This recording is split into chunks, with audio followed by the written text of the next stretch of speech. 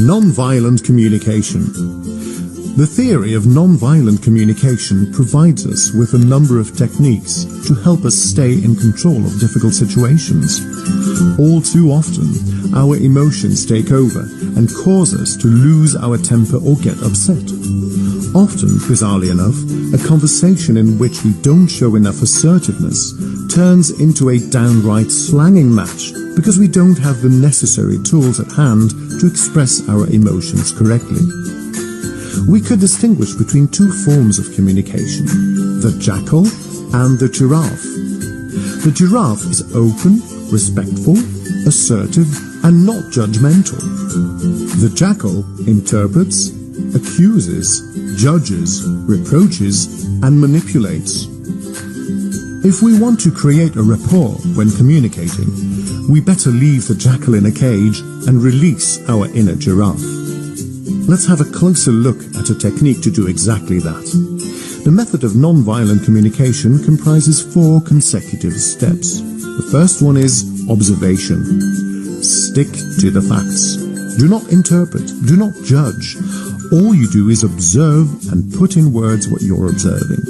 For instance, I can see that what I noticed is that I have done, what I hear is that you, and so on and so forth. Step 2 is the emotion. Put in words how you feel about it. In fact, there are only 4 basic emotions: anger, sadness, fear, and joy. All others can be seen as derived from those 4.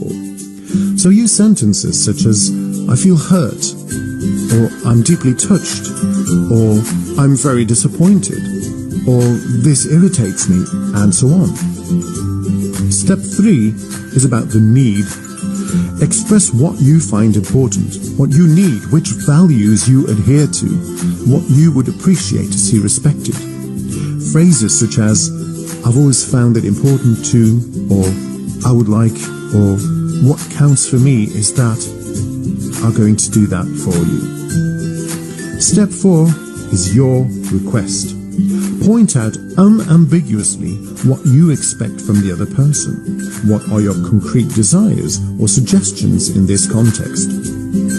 End the conversation with phrases such as, that's why I want to ask you to, or I insist on you doing, or I want you to immediately, and so on and so forth.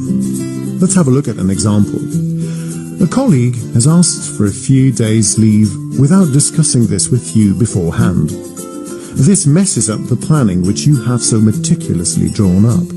You want to discuss this with your colleague. So, step 1, stick to the facts.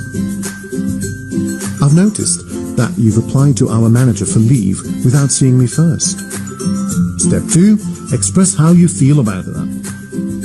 That irritates me because it makes me lose the overview as far as planning goes. Step 3, tell him what you need. I need this overview to plan holidays correctly for everyone. And step 4, tell him what you want him to do. What I would like you to do is discuss these things with me first. Use this technique when you want to communicate less like a jackal and more like a giraffe.